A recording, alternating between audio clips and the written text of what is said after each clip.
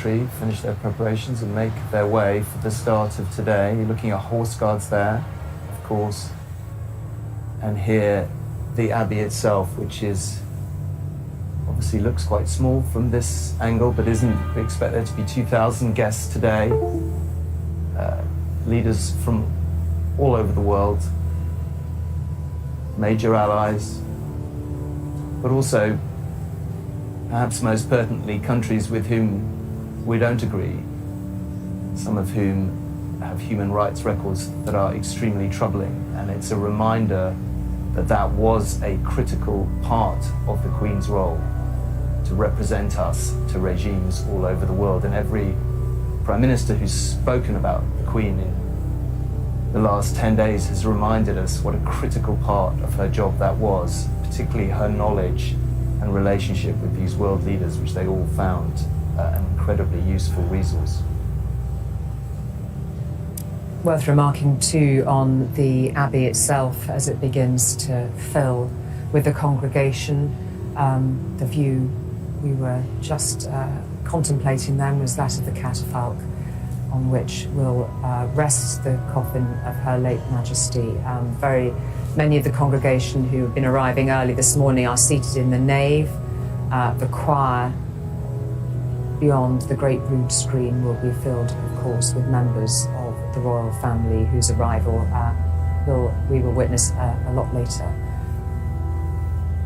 Great ceremonial preparations too for the clergy involved here. We know that, of course, the Archbishop of Canterbury will give the sermon during the funeral service, which will be led by the Dean of Westminster, the very Reverend David Hoyle. And what a day it is indeed for them to prepare for not only the service for the funeral here at the Abbey, but a little later in the day here at Windsor Castle in St George's Chapel, the service of committal. As dignitaries and indeed foreign royals begin to arrive, I might bring in Hugo to comment on the fact that across Europe in particular, the arrival of the foreign royal families. We're actually seeing members of the household. We just saw, well, there we see on the screen Tom Bockabelt. We just saw the retired Lord Great Chamberlain, the Marquis of Cholmondeley, whose job ceased immediately that the Queen died. He was present at the opening of Parliament carrying the imperial state crown, but he has been replaced for this reign by Lord Carrington, son of Peter Carrington. And we also saw one or two ladies in waiting arriving. So this, as we can see unmistakably, the President of the United States' vehicle.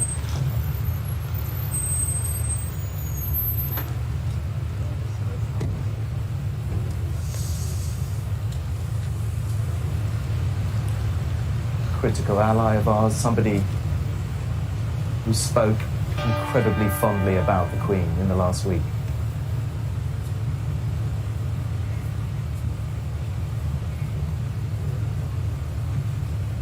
We were lucky to have her, he said, and I think many of you today will say amen to that.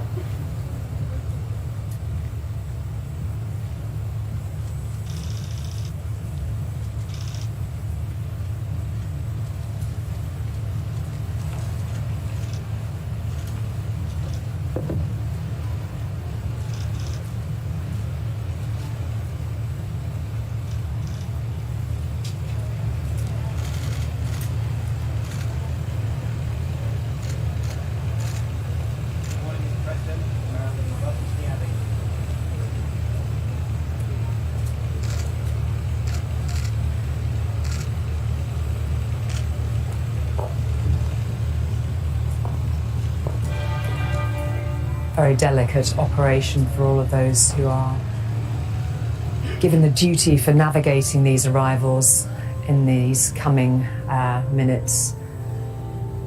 Who sits where and next to whom, all part of the critical planning for the day.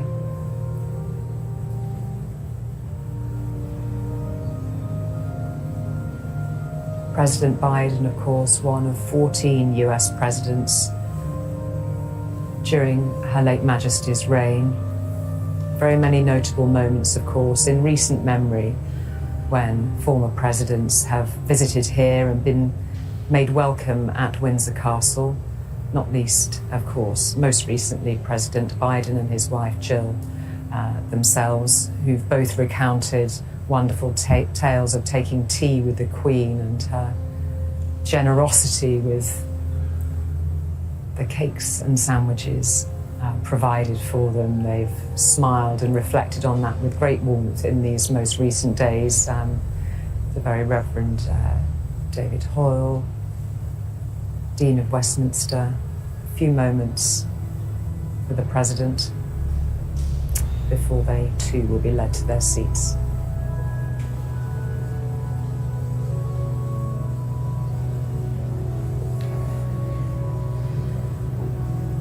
Chris, maybe this is, as we watch the American president chatting by the Great West Door, Chris, perhaps this is a moment to bring you back in and remind us just how many US presidents the Queen knew and how many governments really relied on her very subtle diplomatic skills and making sure that relationship remained consistently that of our closest ally. Yes, Tom, I've been struck in recent days just by how many prime ministers, but also how many world leaders have spoken to us about their gratitude for the counsel that they got from the Queen, including Joe Biden, himself of not a young age, but someone who spoke about the great warmth and affection and counsel he got from the Queen that she built up over so many years in that role. And it was a real moment to see him yesterday inside Westminster Hall, standing next to the coffin, paying his respects to the Queen. And he's arriving at Westminster Abbey almost a full hour before the coffin of the Queen will be brought here on that state gun carriage. Some time to wait, of course, but a good moment of reflection, I think, for the President. And he'll join the many former Prime Ministers who will also be in Westminster Abbey, who themselves had that weekly audience with the Queen.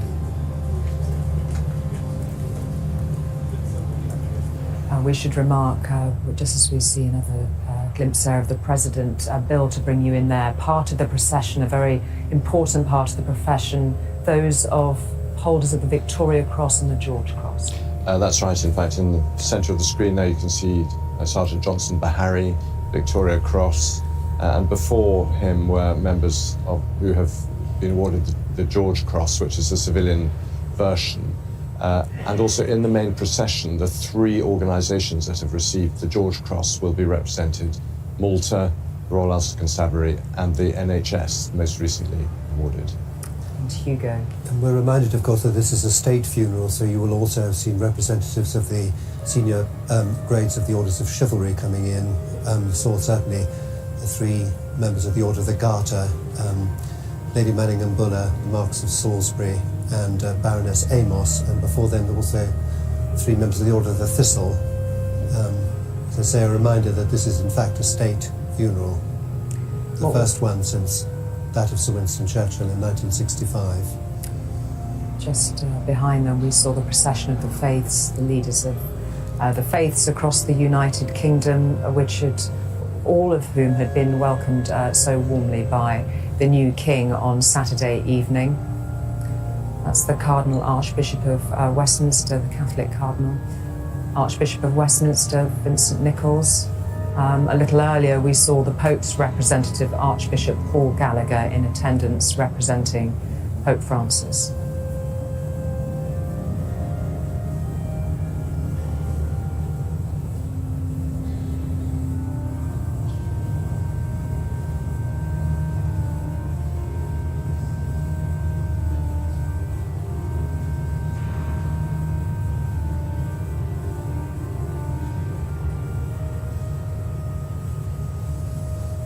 We're just awaiting first ministers of the nations to arrive, former prime ministers, and then, of course, members of the royal family as we prepare the cortege to move from Westminster Hall the short distance to Westminster Abbey.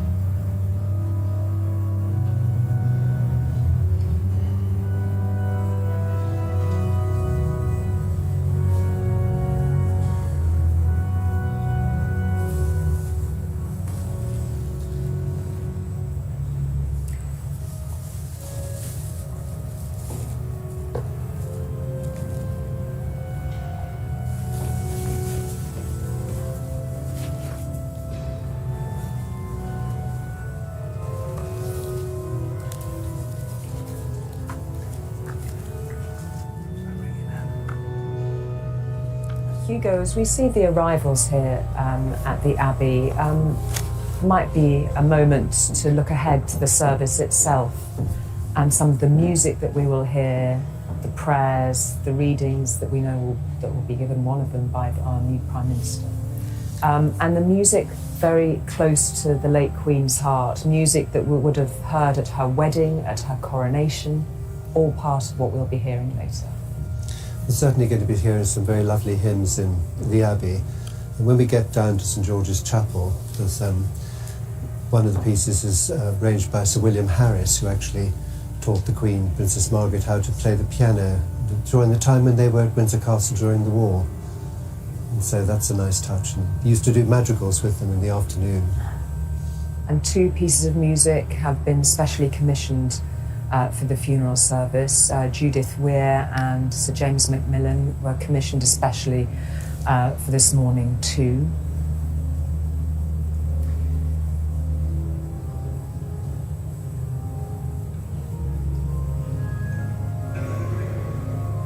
Anna, can I just bring you in here, because we've seen world leaders arrive in this church. People may see very familiar old political faces as they look around the congregation in the Abbey, of course, Privy Councillors. So as we watch Mark Drakeford, the First Minister of Wales, and his wife arriving, it's a sort of reminder of the very different aspects of the constitutional role, isn't it? Yeah, it is, and I mean, it's worth reflecting, as I was over the last few days, the role of the ceremonial in our modern monarchy. Walter Bagehot was a constitutional observer, and he wrote, 150 years ago, and he was trying to understand sort of magic that the monarchy still maintains, and he saw it as a necessary weaving together of the ceremonial, the emotional and the familial. And I think we're going to see that in evidence today. And of course, yes, the great and the good are arriving. We just saw Nicola Sturgeon arriving there. But at the heart of it, there is this service of faith, a demonstration of family, and it's quite deliberate, I think, that we're going to see the young Prince and Princess George and Charlotte in the procession too. This is the Chinese Vice President. We were talking earlier, I mentioned that, regimes we don't frankly like are also represented here. We're witnessing the Chinese Vice President walking in, somewhat controversial for MPs, but a reminder, as I said, of that critical role that the Queen played. And all through her life, she of course met heads of state, whether it be Mugabe and Ceausescu, and indeed in more recent times she met Putin. The first time monarchy had met a Russian leader for 150 years. I mean, the Queen was able to go to places, meet people that others would have found distasteful. And I think for her, in many ways, it was about reconciliation. It was about representing truth. And she was this great diplomat. And as the heads of state from around the world gather, they're there, of course, out of duty, but they're there also out of devotion, a sense of what they learned from her and what she represented to them, I think, as well. But wasn't that phenomenally difficult we essentially have a values-based monarchy. They represent public virtue, and at the same time they're having this slightly counterintuitive role, meeting world leaders we don't like, to state dinners and so on. It's a really complex thing to pull off, is it not? Incredible. I mean, this small, diminutive figure, and of course, through her reign, she was a 20-something young woman coming to the throne in the 1950s in a world which was dominated by men. She really was, a sort of woman in an entirely dominant male world. And held sway over decades on the world stage. I mean, we saw there Biden, her first president was Truman, Truman, Stalin, Churchill. These were her first heads of state. And of course, Theresa May, one of her prime ministers, one of 15, of course. Preceded there by Boris Johnson and Carrie Johnson. Let's take in some of these images as the former prime ministers of the late Queen's reign begin to arrive.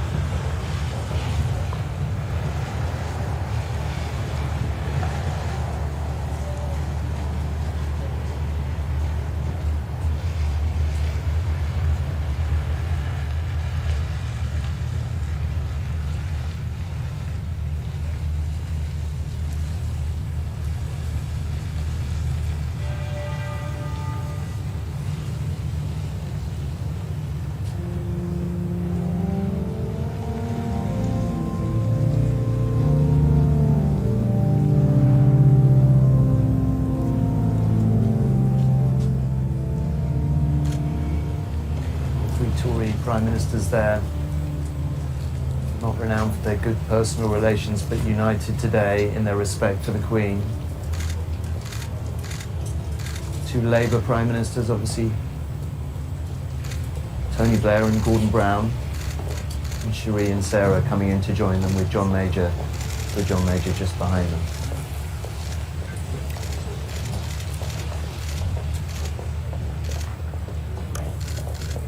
Worth noting, perhaps with Hugo, that Tony Blair recently enrolled as a Knight of the Garter.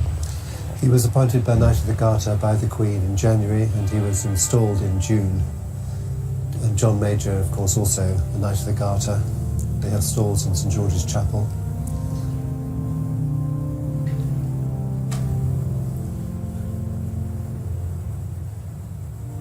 Norma Major, Sir John Major, taking their place alongside Gordon and Sarah Brown. And just behind the Lord Chamberlain, Lord Parker of Minsmere, just on the corner shop there. It's maybe worth noting at this point that some of the very best stories of the past 10 days about the Queen have come from her former prime ministers, recalling her warmth, particularly recalling their humour and how it helped them through some pretty tricky periods.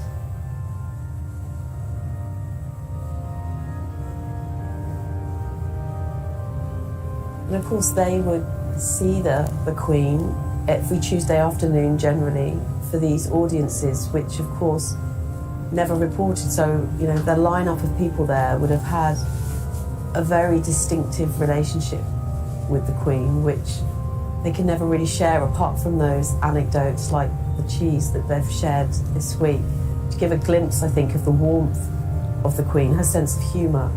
But it's hard to capture, I imagine, the sort of wisdom, the kind of counsel that she could give them. A monarch who had seen so much, who had lived through so much upon which to draw when she was reflecting and advising, as her constitutional position allows, to advise, to counsel, to warn her prime ministers. As you probably noticed already, they're filing in order here, in order of time in office.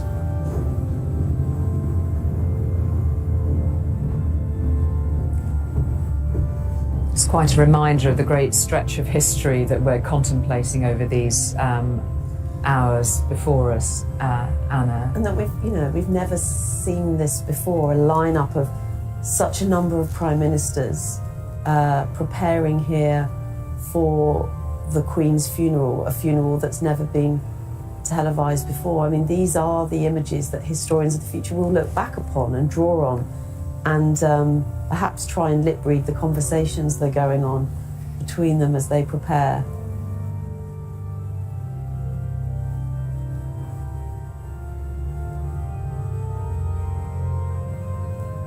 Well, we've seen all the prime ministers past. sitting there, chatting as we actually did at the Accession Council.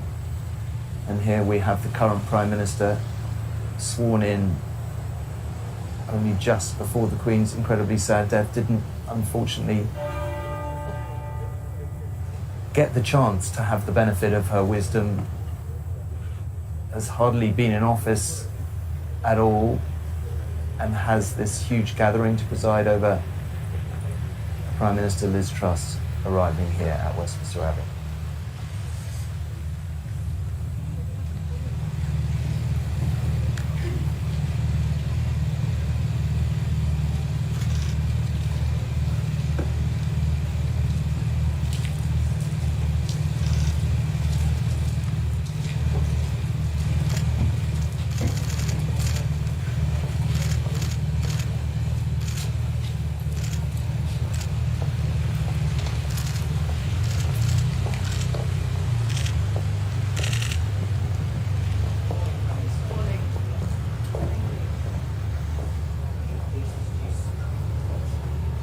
It is quite hard to take in all that the new Prime Minister has had to take in these past 11, 12 days or so, to form a new relationship with a new monarch, and a crucial relationship, as we were just reflecting on, with the late Queen and her former Prime Ministers we saw. But she will read one of the lessons in the funeral service itself.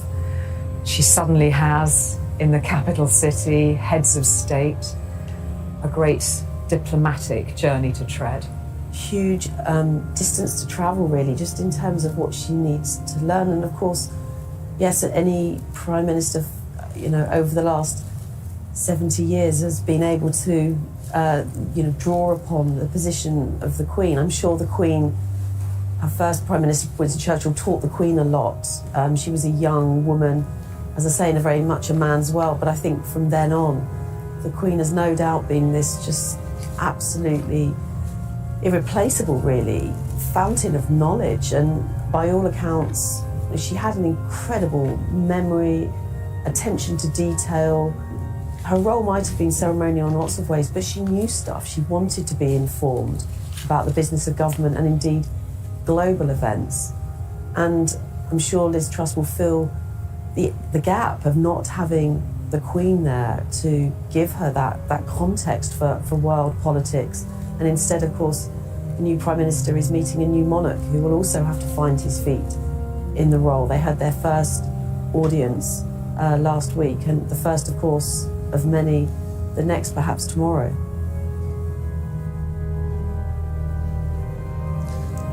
So many Prime Ministers not even born in the Queen's reign. I mean, there was Sir Tony Blair, I think, told us that there was a moment when the Queen pointed this out to him, that she'd reigned longer than his entire life, which meant, of course, that she'd been seeing state papers for longer than his entire life. I mean, that is quite remarkable.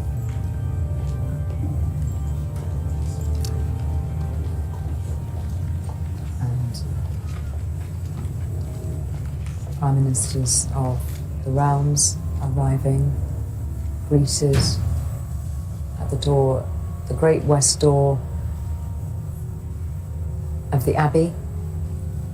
Important to point out, of course, it's the funeral today of the Queen as head of the United Kingdom, but she's also, of course, Queen in 14 other realms around the world. So there's representatives from the realms, Governors General here at the Abbey, and there will be at Windsor Castle. But this marks the funeral of their sovereign, whether it be her as Queen of Canada, Queen of Australia, Queen of New Zealand, Queen of countries throughout the Caribbean as well as in the Pacific. She was this global figure, embodying a global brand like no other, really.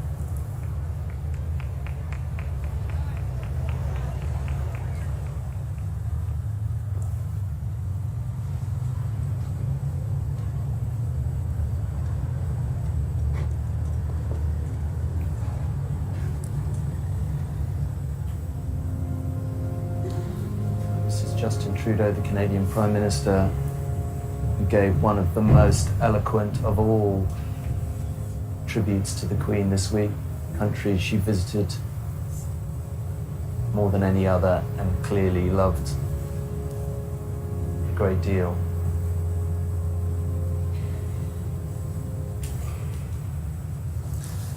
Of course, Justin Trudeau, a second-generation Prime Minister in Canada, had known the Queen since he was 7 because of Pierre Trudeau. Yeah, his dad. His He father. recounted that story last week, didn't Yes, extraordinary. And the Royal Canadian Mounted Police will be leading the procession from the Abbey to Hyde Park Corner.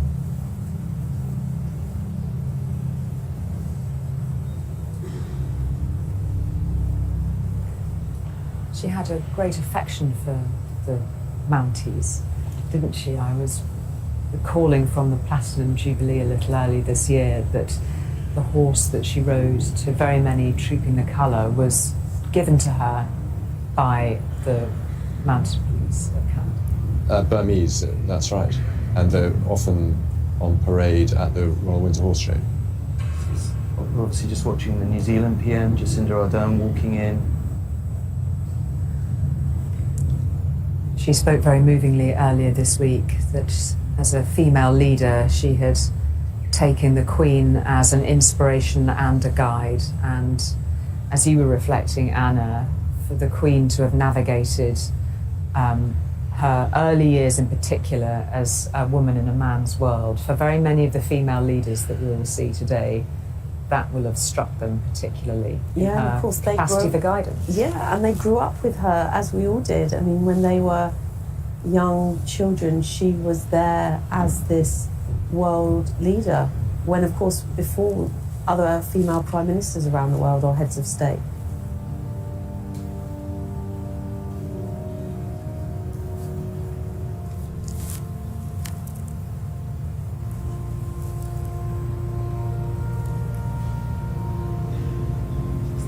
Prince of Bahrain, just on the right of frame here.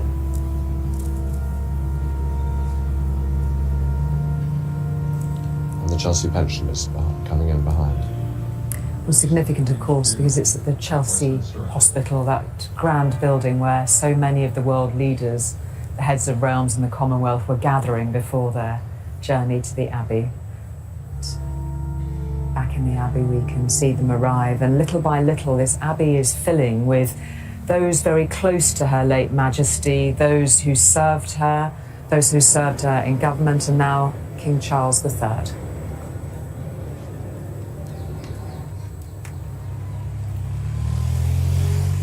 They will, of course, be making their way to Westminster Hall to follow the procession.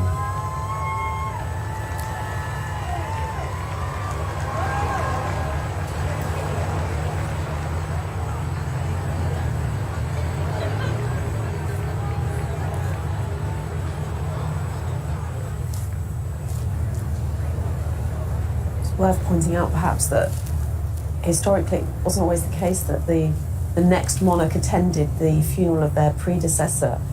Instead, there was a sense that during that liminal state before the burial and before the royal majesty and sovereignty had been finally removed at the burial, when the orb, crown and sceptre were lifted off the coffin, that the new monarch should remain sort of out of sight.